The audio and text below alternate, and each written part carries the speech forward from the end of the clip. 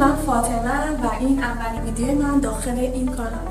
اینجا قراره که هر چیزی که بهت انگیزه بده و بهت قدرت بده و تو رو به سمت رویاهات هلت بده رو با هم یاد بگیریم.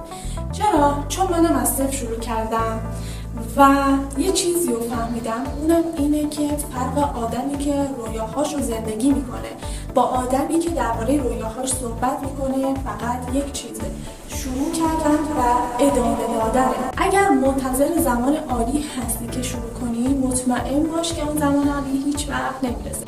شروع کن حتی اگر میترسی، شروع کن حتی اگه مطمئن نیستی و شروع کن حتی اگه همه میگن تو نمیتونی. چرا؟ چون این مسیر بین من و تو، مسیر ماست. این هم اولین ویدیوه. اگر آماده ای دکمه سابسکرایب رو بزن و این فقط یک شروعه. بیا ثابت کنیم که هیچ چیزی قدرتمندتر از کسی نیست که تصمیم گرفته هیچ وقت جان نزنه. من آمادم، تو چطور؟ در ویدیو بعدی با من همراه باشید. دوستتون دارم بچه ها، خدا نگهدار.